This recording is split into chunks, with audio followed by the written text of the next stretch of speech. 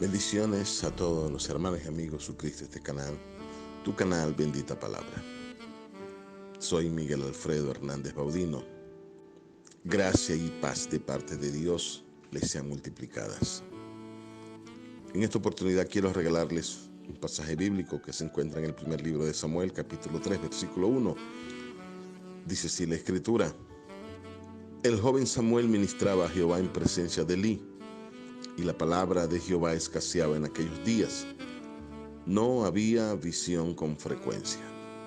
Este es el resumen de la situación espiritual, social, moral y política que vivía el pueblo de Israel en el tiempo de Elí. Elí, un profeta anciano que ya estaba de salida, y el joven Samuel, un neófito que no tenía todavía la experiencia ni la sapiencia de un sacerdote, no había llegado a nivel de madurez. Y consecuencia de eso dice que escaseaba la palabra y no había visión. Esta era la triste realidad de Israel en ese entonces. Quiero hablarles acerca de lo que es visión. ¿Qué es visión? ¿Qué entendemos por visión? ¿Cómo ser un visionario? Visión es tener plena convicción de tu determinación en la vida. Visión es el deseo de Dios revelado en la mente y en el corazón del hombre para que éste la ejecute. Cuando David dice en el Salmo 138, versículo 8, Jehová cumplirá su propósito en mí, este hombre está entendiendo que fue diseñado por Dios para algo grandioso, que está determinado por Dios para algo muy sublime, como realmente lo fue David. Y lo es, porque sus obras con ellos siguen. Ahora bien, toda visión debe tener principios y debe engendrar métodos para ejecutarla. Vamos con la ayuda del Espíritu Santo a establecer unos principios de lo que es visión, y así el Espíritu Santo pueda ayudarle a engendrar los métodos y así poder ejecutarla. Entonces establezcamos algunos principios de lo que es visión con el propósito de que en tu espíritu se engendre ese sueño, esa ilusión, y tener la fuerza y la sapiencia para poder ejecutarlo. Lo primero que tenemos que ver aquí en este pasaje es que nos enseña que la visión escasea por falta de palabra. Escúcheme bien. Israel tenía la Torá, es decir, la escritura de ese entonces, el libro de Génesis, Éxodo, Levítico, Números, Deuteronomio, los 5 libros de la ley. Estaba la ley, estaban los preceptos, estaban los mandamientos, estaba la liturgia, estaba el tabernáculo, estaban los sacerdotes. Pero dice que no había palabra. Por lo tanto, escaseaba la visión. Ahora, ¿a qué palabra se refiere el escritor sagrado? Obviamente, se está refiriendo a una palabra profética, a una palabra direccional que necesitaba liderazgo y todo el pueblo de Israel. Es decir, se puede tener doctrina, se puede manejar conceptos religiosos, teológicos, dogmáticos, mas no tener una palabra profética rectora que determine el rumbo y tu asignación en la vida, en tu hogar, tu familia, tu trabajo y ministerio. Entonces, para que exista visión, tiene que haber una palabra profética. El sabio Salomón lo dijo bien claro cuando en Proverbios 29:18 nos dice: sin profecía el pueblo se desenfrena. Y esto fue lo que sucedió en los tiempos de Elí. Yo hoy en esta oportunidad te traigo una palabra profética que engendre en ti una visión y que marque un destino profético. Esta palabra que Dios me dio está en el Salmo 45, versículo 4, que dice: en tu gloria sé prosperado. En tu gloria sé prosperado. Aquí se está refiriendo a todo creyente. no es la gloria de Dios que se está refiriendo, sino a la gloria que tiene cada creyente, cada hijo de Dios que ha sido nacido y renacido por el poder del Espíritu Santo mediante la confesión de nuestros pecados y que la sangre de Jesucristo nos limpió y nos perdonó. Entonces se produce en nosotros una gloria. En tu gloria, dice la palabra, sé prosperado. La palabra gloria es kabod, K-A-B-O-D, que quiere decir peso, sustancia y estructura. Todos nosotros tenemos un kabod, tenemos una gloria. Dios tiene su gloria y no la comparte con nadie, pero nosotros también tenemos una gloria y se nos ordena a ser prosperados en esa gloria. ¿Sabía usted que Abraham fue llamado para ser padre no solamente de multitudes, sino también de dos naturalezas distintas? En el libro de Génesis, el capítulo 13, versículo 16, dice de la manera siguiente: y haré tu descendencia como el polvo de la tierra, que si alguno puede contar el polvo de la tierra, también tu descendencia será contada. Aquí el Señor se está refiriendo, después que Abraham se separa de Lot, que Abraham iba a ser padre de una descendencia carnal, natural. Y obviamente así lo es con Ismael y con Agar. Los árabes, ellos dicen que son descendientes de Abraham y ciertamente lo son. La descendencia natural de Abraham. Y Dios le dice: tu descendencia será numerosa como la arena del mar. Pero también es llamado a ser padre de otra naturaleza, la divina, la celestial. Cuando Abraham en el capítulo 15, versículo 5, dice así: y lo llevó, hablando de Dios, y lo llevó fuera y le dijo: mira ahora los cielos y cuenta las estrellas si las puedes contar. Y le dijo: así será tu descendencia. Entonces, primeramente, cuando se separa de Lot, le dice: tu descendencia será como la arena del mar. Es una descendencia natural. Pero cuando le entrega los diezmos a Melquisedec, Dios lo aprueba y Dios le dice: qué bueno, yo seré tu galardón, tu escudo. Y ven acá, mira las estrellas de los cielos. ¿Las puedes contar? Así también será tu descendencia. Entonces se está refiriendo a una naturaleza divina, a una naturaleza espiritual.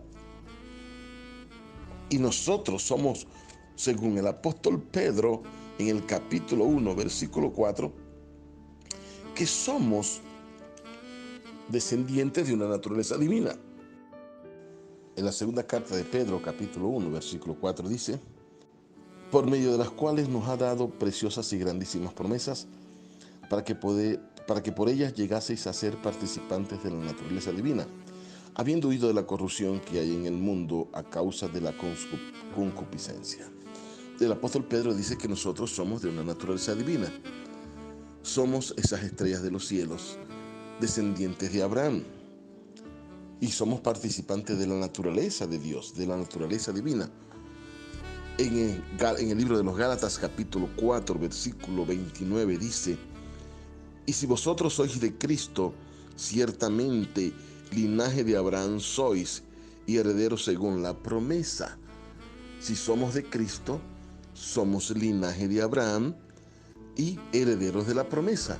Somos esa generación, esa descendencia, como le dijo Dios a Abraham, como las estrellas de los cielos, de una naturaleza distinta a la naturaleza natural. Dice también en el capítulo 4, versículo 7, dice: así que ya no eres esclavo, sino hijo, y si hijo, también heredero de Dios por medio de Cristo.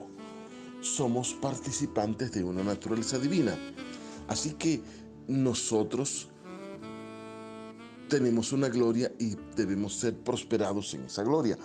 En la primera carta de Pablo a los Corintios en el capítulo 15, versículo 40 en adelante, dice así: y hay cuerpos celestiales y cuerpos terrenales, pero una es la gloria de los celestiales y la otra es la gloria de los terrenales.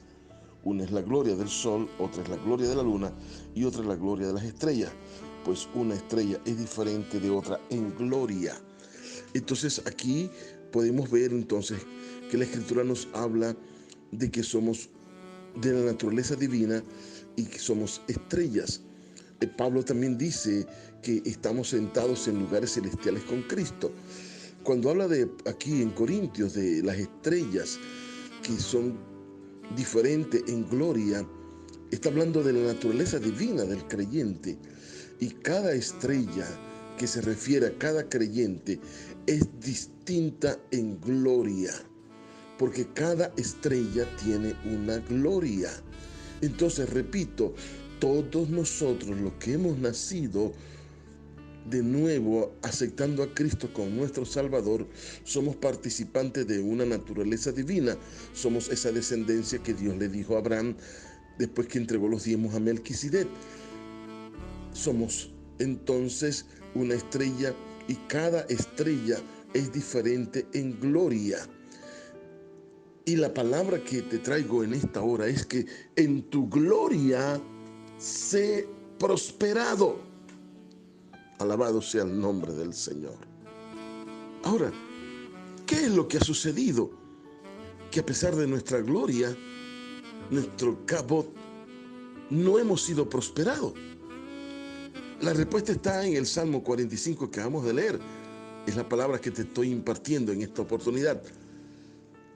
Dice la otra parte del versículo del Salmo 45, versículo 4, cabalga sobre la palabra de verdad. Cabalga sobre esa palabra. La cabalgadura es la palabra profética que hoy estás recibiendo y a partir de hoy debes de moverte a través de esa palabra. Un ejemplo lo encontramos en el libro de Josué, en el capítulo 14 del libro de Josué,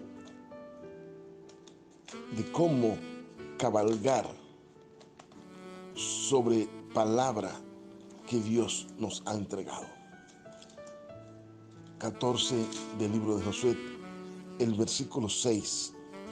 Y los hijos de Judá vinieron a Josué en Gilgal, y Caleb, hijo de Jefone, ceneseo, le dijo: tú sabes lo que Jehová dijo a Moisés, varón de Dios, en Cades Barnea, tocante a mí y a ti. Yo era de edad de 40 años cuando Moisés, siervo de Jehová, me envió a Cades Barnea a reconocer la tierra. Y yo le traje noticias como lo sentía en mi corazón. Mis hermanos, los que habían subido conmigo, hicieron desfallecer el corazón del pueblo, pero yo cumplí siguiendo a Jehová mi Dios. Entonces Moisés juró diciendo: ciertamente la tierra que oyó tu pie será para ti y para tus hijos en herencia perpetua, por cuanto cumpliste siguiendo a Jehová mi Dios. Ahora bien, Jehová me ha hecho vivir, como él dijo, estos 45 años desde el tiempo en que Jehová habló estas palabras a Moisés, cuando Israel andaba por el desierto, y ahora aquí yo soy de edad de 85 años. Todavía estoy tan fuerte como el día que Moisés me envió. ¿Cuál era mi fuerza? Entonces tal es ahora mi fuerza para la guerra y para salir y para entrar. Dame pues ahora este monte del cual habló Jehová aquel día, porque tú oíste en aquel día que los anaseos están allí y que hay ciudades grandes y fortificadas. Quizás Jehová estará conmigo y los echaré como Jehová lo hizo. Josué entonces le bendijo y dio a Caleb, hijo de Jefone, a Hebrón por heredad. Aquí vemos la experiencia de un hombre, de cómo fue prosperado en su gloria, cómo creyó la palabra y durante 45 años se mantuvo cabalgando esa palabra, creyendo y en expectante de esa palabra, de que algún día se iba a cumplir. Caleb pudo haber sido un fracasado y frustrado y culpar a toda su generación, porque se le retrasó la bendición por 45 años. Pero él se mantuvo en la expectación y cabalgando durante 45 años sobre esa palabra. La tierra que oyó mi pie será mía. Ese monte es para mí. Ese monte es mío. Y se mantuvo creyendo y eso le prolongó la vida y la energía. Cuando Dios te da una palabra, tienes que estar cabalgando esa palabra hasta que se cumpla. No permitas que nada, ni la circunstancia, ni el tiempo, aborte lo que Dios te ha declarado en tu espíritu. Mientras no se cumpla la palabra y tú te mantienes en expectación, cabalgando sobre la palabra, se prolongará tu vida productiva, te dará visión, te revitalizará, te dará determinación en la vida y una sed de conquista. Alabado sea el nombre del Señor. Hermanos, una simple serpiente en el Edén se convirtió en el Apocalipsis en un dragón. ¿Por qué? Por falta de palabra profética y visión de la iglesia. Visión que ayude en la adversidad.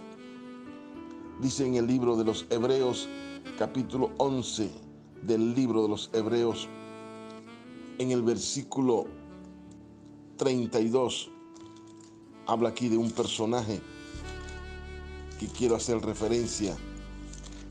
Me refiero a David. Hebreos 11:32 dice de la manera siguiente: ¿y qué más digo? Porque el tiempo me faltaría contando de Gedeón, de Barak, de Sansón, de Jefté, de David, así como de Samuel y de los profetas. David. Está incluido David en el Salón de la Fama de los Héroes de la Fe, como alguien llamó a este capítulo 11 del libro de los Hebreos, el Salón de la Fama de los Héroes de la Fe. Y algo que me llamó la atención es que en el Nuevo Testamento, cuando se hace referencia a David, habla del propósito que Dios tuvo en él. Habla de que fue un hombre de una visión y un hombre de propósito. Quiere decir que en el nuevo pacto Dios pone el énfasis más en el propósito y en la visión que Él sembró en tu corazón, más que en tus errores, tus faltas y tus pecados. En el Nuevo Testamento no se menciona el lado oscuro o el momento gris que vivió David cuando se acostó con Jezabel y mandó a matar a su esposo Urías. En el Nuevo Testamento no se habla, no se detalla de ese incidente penoso en la vida de David, sino que en el Nuevo Testamento se habla es de el propósito y de la visión que Dios tuvo con David y cómo él la ejecutó. Esto es un aliciente porque en este tiempo de gracia Dios coloca más énfasis en el propósito y en la visión que Dios te ha entregado.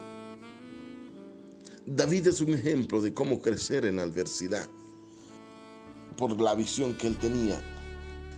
En el segundo libro de Samuel, el capítulo 15, versículo 30, dice: y David subió la cuesta de los olivos, y la subió llorando, llevando la cabeza cubierta y los pies descalzos. También todo el pueblo que tenía consigo cubrió cada uno su cabeza, e iban llorando mientras subían. Aquí vemos a un hombre que por la visión que tenía superó la adversidad. En este contexto, su hijo preferido, Absalón, se había sublevado y se había rebelado contra su autoridad y contra su reino. Y por un momento él usurpó el trono, Absalón. Y David tiene que salir huyendo de su propio hijo. Era consecuencia de lo que él había hecho, del pecado que había cometido con Jezabel, de aquel fatídico día, las consecuencias que habían quedado. Y dice que David, huyendo, subió la cuesta llorando, con los pies descalzos. El recuerdo de aquel error, de aquel pecado, el dolor porque su hijo, el preferido, se le había sublevado, todo el arrepentimiento, todo el pesar en su corazón, huyendo de su propio hijo. Dice que tuvo que subir nuevamente la cuesta. y la subió llorando, llorando, pero subiendo.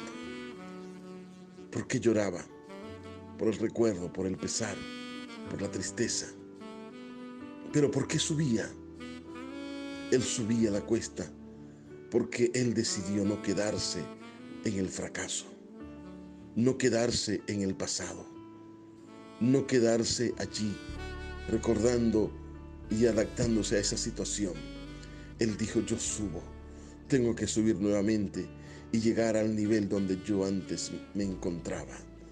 Quiere decir que pecado no es simplemente caer, pecado es quedarse en el suelo.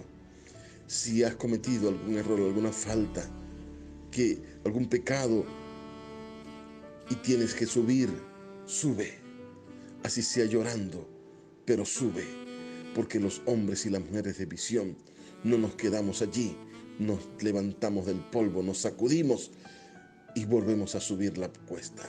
Dice el versículo 32 del pasaje que hemos leído, cuando David llegó a la cumbre del monte para adorar allí a Dios, he aquí Usaí arquita que le salió al encuentro, rasgado sus vestidos y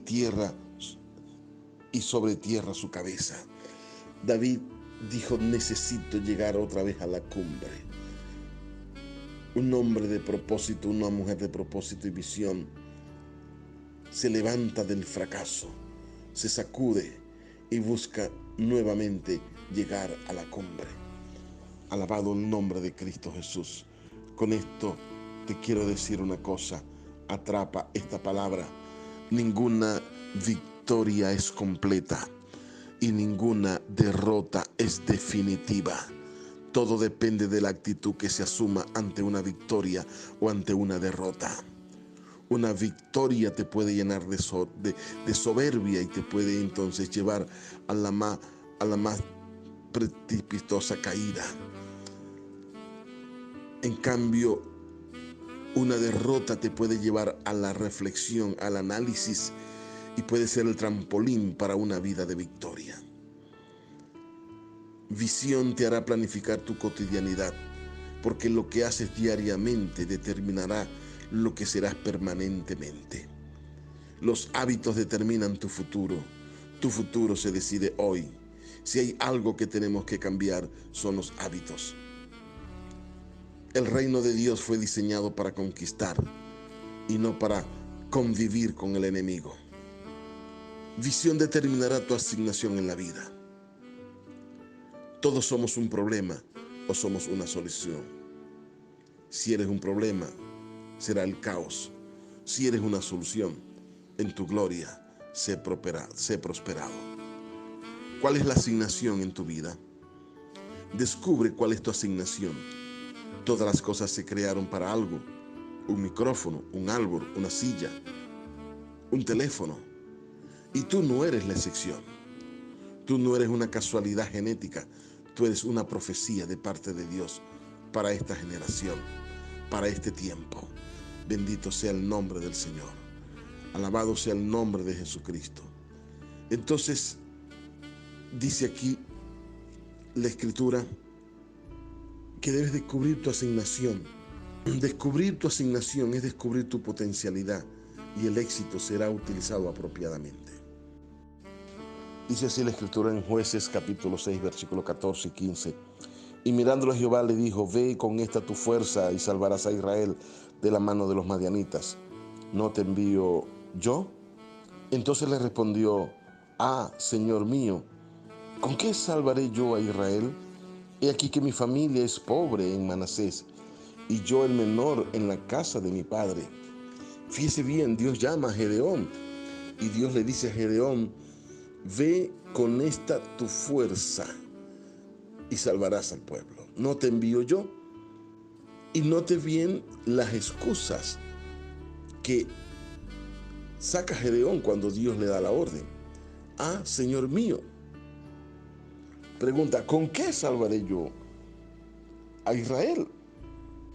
He aquí que mi familia es pobre en Manasés y yo el menor. Aquí le está dando tres excusas Gedeón para no cumplir lo que Dios le está diciendo, para no aceptar el reto. Él dice, soy de Manasés. Manasés era la tribu más insignificante que había, la tribu más pequeña. Manasés no era de la tribu de Judá, que era la tribu de los reyes. No era de la tribu de Leví, sacerdotal. No era la tribu de Efraín, la más numerosa, era la tribu más pequeña, la de menos influencia dentro del pueblo, dentro de la nación. Él dice, si yo soy de Manasés, ¿qué influencia tiene mi tribu? Ninguna. Y no solamente eso, mi familia es pobre en Manasés. Ni siquiera aquí en Manasés tenemos influencia porque somos pobres. Y ni yo porque soy el menor. Todas estas excusas. Pero él no sabía que tenía un potencial. Porque Dios le dice, ve con esta tu fuerza. Dios le dice, ve con esta tu fuerza. Hay algo grande que yo diseñé para ti. Entonces, él no sabía, tenía que descubrir su potencial con el cual Dios lo había diseñado. Entonces, Gedeón no era una casualidad genética, sino una profecía. Somos una profecía y no una casualidad genética. Somos para la esperanza de gloria. Cristo en nosotros es la esperanza de gloria con la que cuenta el mundo. Hay algo mucho más sublime que las bendiciones que disfrutas o que puedes disfrutar hoy. Es decir, estudiaste, obtuviste un título y ya tienes una profesión y ya estás trabajando y ya te casaste y tienes esposa, esposo, familia, hijos y todo esto es bueno y de bendición, pero Dios te diseñó para algo mucho más glorioso y sublime que esto. En el libro de Efesios capítulo 2, versículo 10 dice, porque somos hechura suya, creados en Cristo Jesús para buenas obras, las cuales Dios preparó de antemano para que anduviésemos en ellas. Hay unas obras que Dios preparó de antemano, antes que el mundo fuese, antes que te formaras en el vientre de tu madre, ya Dios te había preparado unas obras que es ser un mayordomo de su gracia. Dios preparó de antemano sus obras para que anduviésemos en ellas. Y en Colosenses capítulo 1, versículo 27, 26 y 27 dice, el misterio que había estado oculto desde los siglos y edades, pero que ahora ha sido manifestado a sus santos, a quienes Dios quiso dar a conocer las riquezas de la gloria de su misterio entre los gentiles, que es Cristo en vosotros, la esperanza de gloria. El misterio que estaba escondido desde antes de la fundación del mundo es que Cristo en nosotros es la esperanza de gloria. En tu gloria sé prosperado. Nunca serás verdaderamente feliz y te sentirás verdaderamente realizado o realizada hasta que descubras tu asignación en la vida, tu gloria, y en ella ser prosperado. Bendito sea el Señor. Y en ella tú debes ser prosperado. Escúchame bien esto, en el nombre del Señor. Visión te ayudará a invertir en mentores o maestros. Necesitas de un maestro, de un mentor que te instruya, que te enseñe. Elías fue un mentor para Eliseo. Pablo lo fue un mentor para Timoteo, para Tito y Silas y muchos otros. El pastor, tu pastor, puede ser un mentor para ti. Así que necesitamos pastores que puedan mentorear, que puedan ser maestros. A veces lo que tenemos es congregaciones, es orfandad, porque tenemos pastores que son buenos gerentes, que son buenos motivadores, pero que no son mentores, que no son maestros para formar una generación. Ahora, cuando consigas a un mentor, un pastor, debes de invertir en esa persona. el apóstol Pablo nos manda a invertir en aquellos que nos enseñan. En Gálatas capítulo 6, versículo 6 dice: el que es enseñado en la palabra haga partícipe de toda cosa buena al que lo instruye. Déjame decirte una cosa: todo lo que sabes es todo lo que has aprendido, pero todo lo que has aprendido no es todo lo que hay por aprender. Hay verdades y principios que aún desconocemos. Tu conocimiento está limitado a lo que tú sabes. Tu conocimiento determinará tu radio de acción y tu radio de influencia.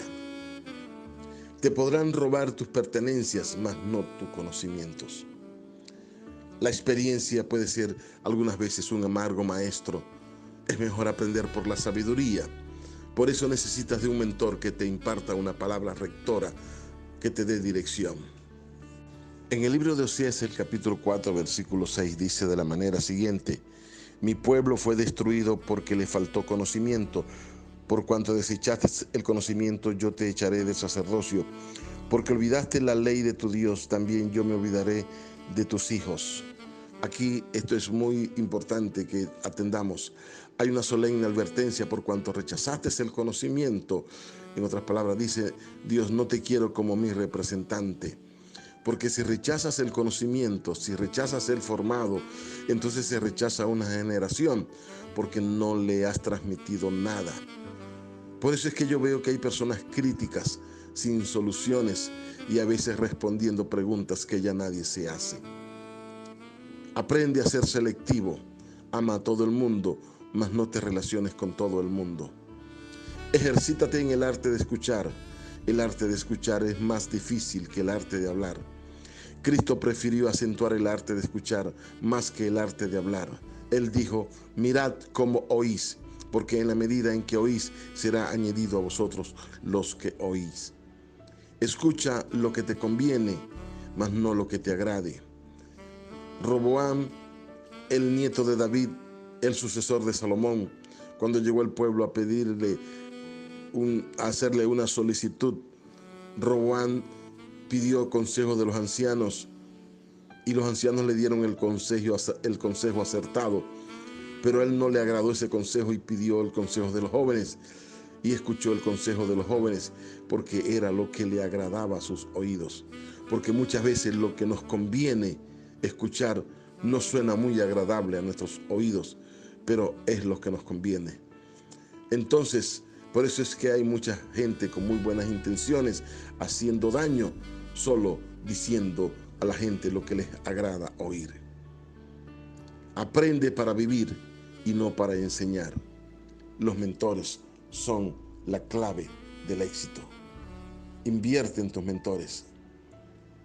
Entonces, mi hermano, concluyo con esto en esta oportunidad. En el primer libro de Samuel, capítulo 2, versículo 17 y 19, nos dice algo muy interesante. Primer libro de Samuel, capítulo 2, versículo 17 y 19 dice: era pues muy grande delante de Jehová el pecado de los jóvenes, porque los hombres menospreciaron las ofrendas de Jehová. Y el joven Samuel ministraba en la presencia de Jehová vestido de un efod de lino, y le hacía a su madre una túnica pequeña, y se la traía cada año cuando subía con su marido para ofrecer el sacrificio acostumbrado. Bendito el nombre del Señor. Entonces aquí nos habla de dos ministerios, de dos tipos de generaciones. Los hijos de Elí, dice que los hijos de Elí, ellos eran hombres que no agradaban a Dios, eran hombres impíos, y que a razón de eso el pueblo se desenfrenó. Era grande el pecado delante de Jehová, los jóvenes hijos de Elí, porque el pueblo menospreciaba las ofrendas, porque ellos hacían cosas indebidas con las ofrendas. Entonces vemos aquí un ministerio de los hijos de Elí que representan un ministerio estéril, prófano, que crecía en maldad y sin visión. Pero por otro lado vemos otro crecimiento.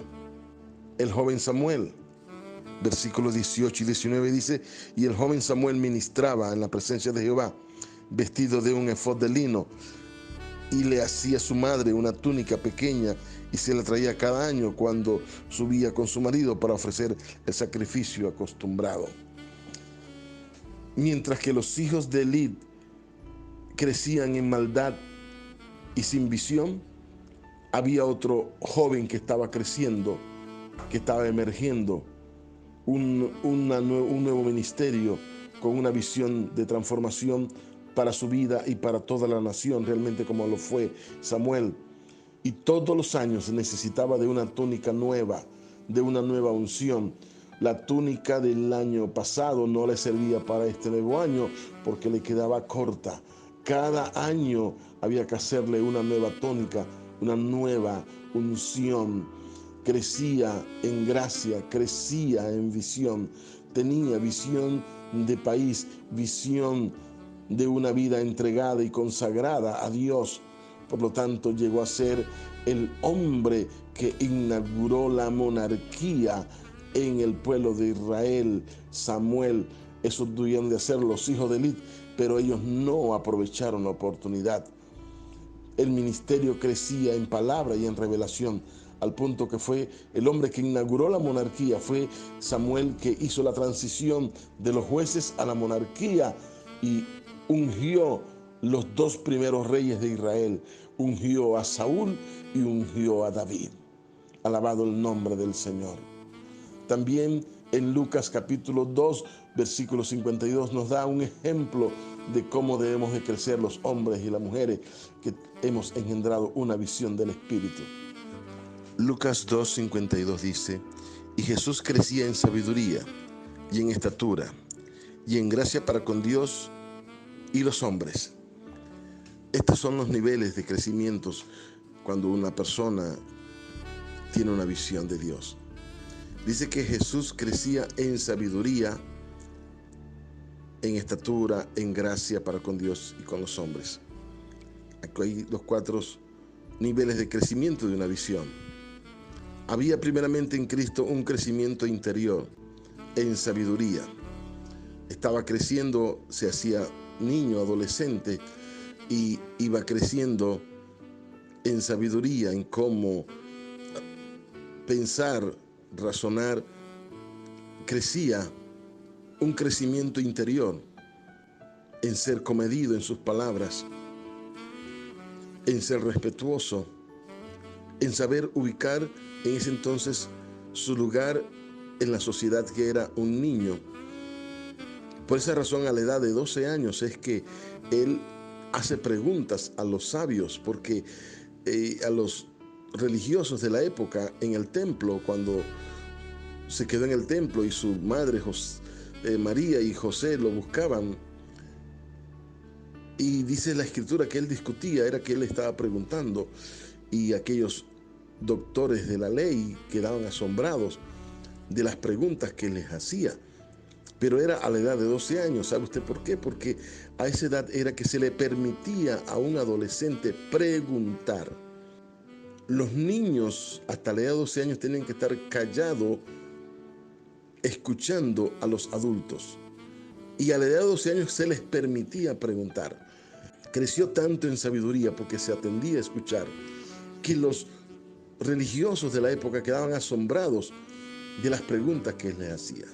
Entonces había un crecimiento interior, y en estatura había un crecimiento social. Sabía cómo socializar, sabía cómo tratar con respeto a la mujer, al hombre, al anciano, al adulto, al niño, a la soltera, a la casada. Era un crecimiento social, un crecimiento interior, en sabiduría un crecimiento social, y había un crecimiento vertical para con Dios. En la medida que iba creciendo, iba agradando a Dios. Dios se complacía, como Dios lo dijo allá cuando Jesús fue bautizado en el Jordán: este es mi Hijo amado, en el cual tengo complacencia. Gracia para con Dios y gracia para con los hombres. Un crecimiento horizontal. Era una persona que se estaba creando con influencia, una persona respetada, un joven respetado, un joven que era una referencia de cosas buenas y de respeto y de responsabilidad.